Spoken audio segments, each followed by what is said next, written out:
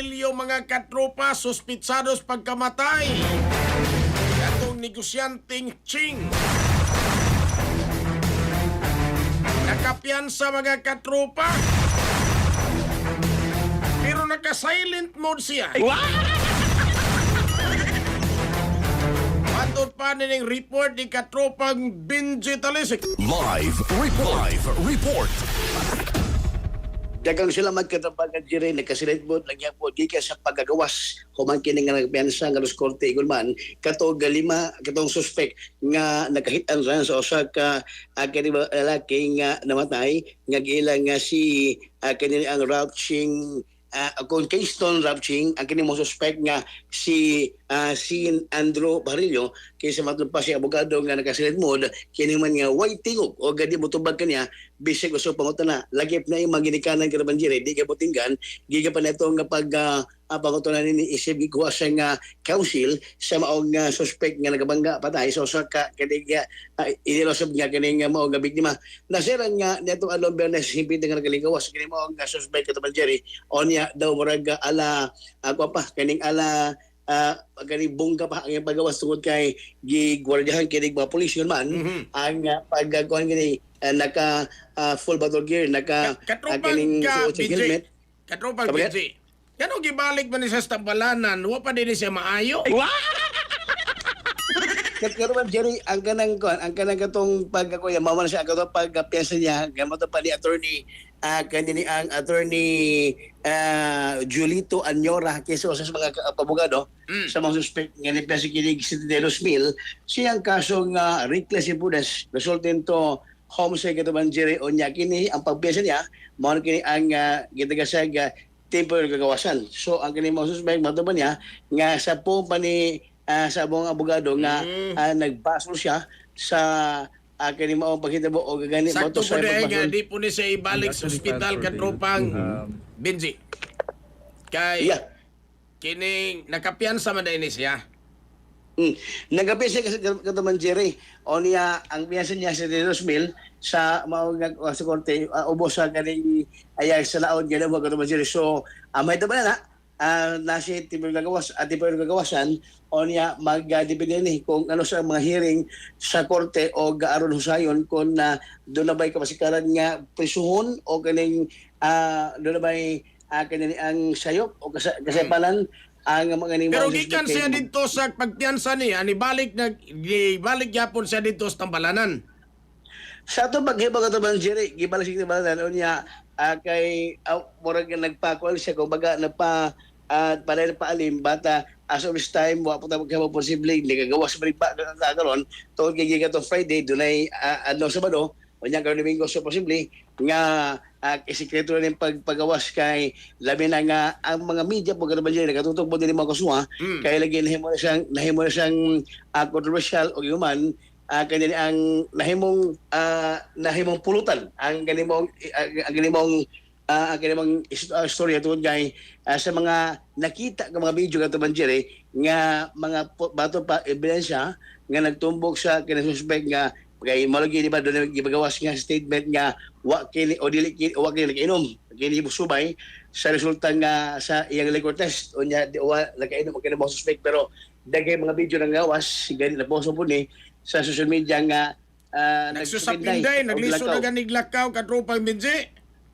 Lagi mo wala umoy wala kusog ka man Jerry so pag ni kasakay siyang sakyanan para mag-drive dilingkod pa magani ni pero Jerry nga gani doon pa to yung video laing kopya video mukha video nga gigukod pa ni mga suspect bidagan ni humas pasyente mo kato Jerry so mo ni insakto nga hit and run human nga nagabangka nidagag yun dili ang aksikilan ko siya nidagan una onya mo to gigukod siya kato Jerry onya mo nga during atagan ununtan o say mahitabo ani nga mo kay nahitabo man kato Jerry nga puro ni sila nga mga magkausitila nga prominente nga mga tao sa Cebu City nga nanimuyo sa Cebu City doon yung mga taxi nga negosyo ang mataghabi gani ang pagkain pamilyang Pajarillo mapumagini ang may gingon nga mas nahimong nagdagan ilang storya sa kinabuhi sa paghitabo samtang ang pamilyang katong patay ka naman Jerry, medyo hilom pa. Gani, murag ana pa sila sa pagbangutan karon kay tungkol sa hitabo ganing pamilyang kuan katong si Ching no.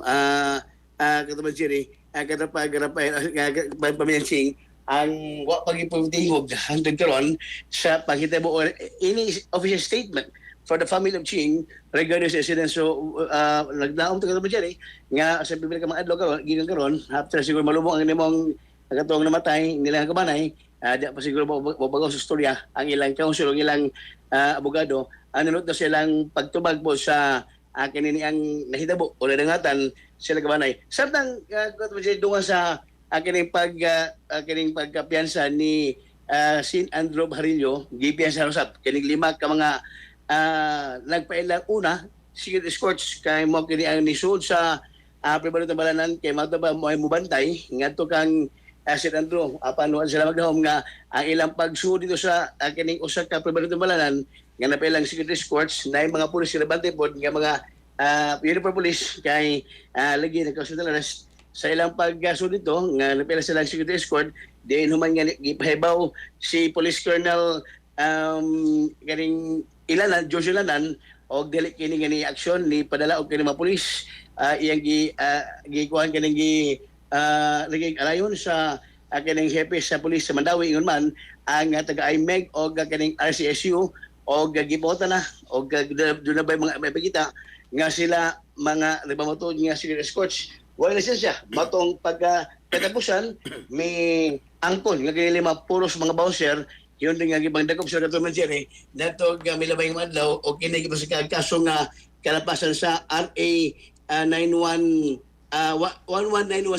o kinikilabasan sa Private Security Act engaging in the exercise of security profession without authority. Pasapil sa kining 5 nabalhog sa presuhan pagka nakatuong sa adlaw pagkaugma before sa 5 p.m. nagagawas na sila alas 3:40 atong gituan ang Station 2 sa Subanog PNP o Gobernador nga nagagawas sila human nga i-dismiss sa korte ang ilang kaso katong Jerry nga gibasa ka pulis nga kanila sumana nga dungal sa kalingkawas ni Sin Andrew Barillo sa iyang kaso giatubang humagin nagapensa apan nababili paghimo kining husayon sa korte nagagawas usab ang kining 5 ka mga bouncer nga humagi preso kay napay ang gikuha sa pamilya Barillo nga may mubante unta sumana nga amo na pinakadako og pinaka-latest update katong Jerry sa atong adlong Biyernes nga hitabo gagito to ka sexy masibo karban Jerry o sa sulat musul ka daw ato atang nili usay alutungan ay labi na sa kinimong kaso nga hit anan nga gilamgitan sa duha ka mga pamilya dili mismo sa Nagbesugbo katong Jerry katong Raban. Okay. Ato man ang pamahayag ni tibi ko pamahayag ni attorney Julito Anyora kawayo sa giingong pagka-silent mode ni Sin Andrew kanya ang Barillo katong Jerry pila ko katong Raban.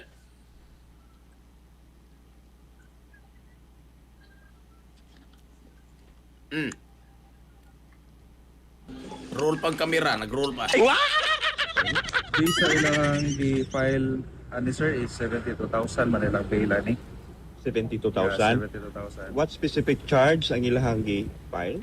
Ang gi-file sa prosecutor's office is reckless imprudence resulting to homicide. Okay, how is your client now? Okay raman to siya sir. Kana actually we talk what happened kanya kana remorseful but of course I told him that the justice will be served Did your client issue an apology to the other party? in subsequent time siguro sir siguro. Okay, but you mentioned nga remorseful siya nagpaso Yeah. si attorney. Because makita mo ganda mo nga siya kilak. So kilak siya sa hospital. Although I would like to personally talk to him pero dili mo ko siya motingog. Okay. So even during inquest proceedings dili mo siya motingog.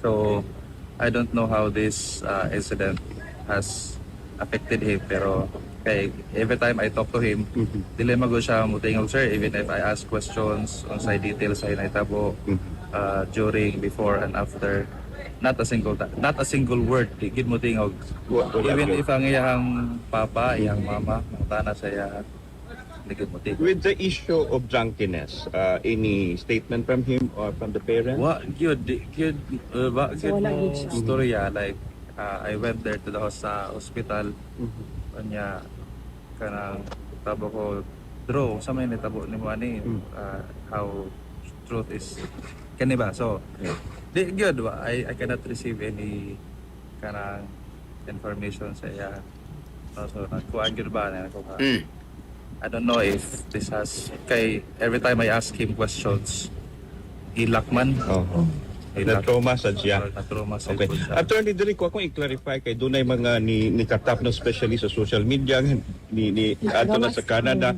Well, I received an anonymous call yesterday kaya usad ako ng plans nung na mga nanggawas nga mga issue nga madala sa Canada.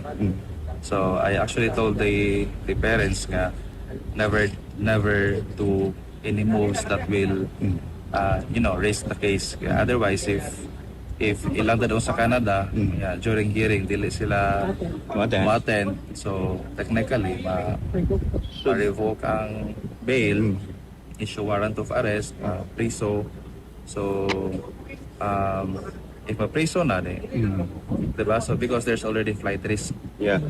Okay, attorney, kanang Okay. doon na may kasiguruhan. Okay, nga katropang siya. Binsi. So, kataban siya rin, mga kato, ang tibig sa pamahayag ni Attorney Julito Andioro, ang usos mga counsel ni Sid Andrew Barillo, katong suspect nga nakita na din sa Barangay Manilad, o yung gisesay, ang mga kani o gang ibatubag no ang mga mga sa social media kabahan sa sitwasyon human ang kasatangan karon nga usay ganag sitwasyon karon ni Barillo sulod sa pagani ospital human ang iyang pagigihinabi isip council aron sa nga may mohawi sa kaso katong diri kani dili mo na nga katong regarding sa mga issues ba to ba nga dalawang Canada ba to ba nga gitabagan nga ayo sa tungod kay makahatag kay og kanang risgo sa kaso kay posible og di magatunga sa mga hearing nga lut sa gani wala ba dahil presyon nga mo maka kaning makasango o makahatag og kanang negatibo sa ilang pag depensa silang kaso katong Jerry Carabarbal.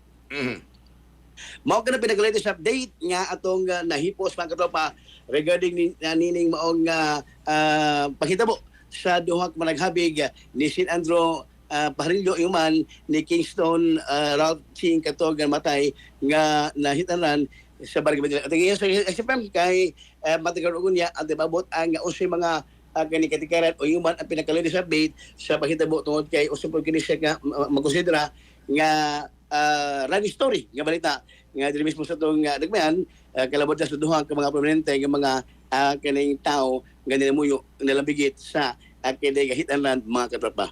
Gikan sa kawas karon may magalimot gihapon sa magablas gunay sa Santone Herbal Oil magkatakita paglabi na katunton ng mga gipamaos kalawasan hagop pagtrabaho hala ihaplas ang Santone Herbal Oil mga katropa magkatapan nimo ni matag karugon niya hinimo sa Yastuhal Incorporated mapalit sa pharmacy butika sa inyong lugar. Alang sa Regiasyon Pilipino para sa Pilipinas ni katropa. Banjit Talisik, XFM News. XFM Report.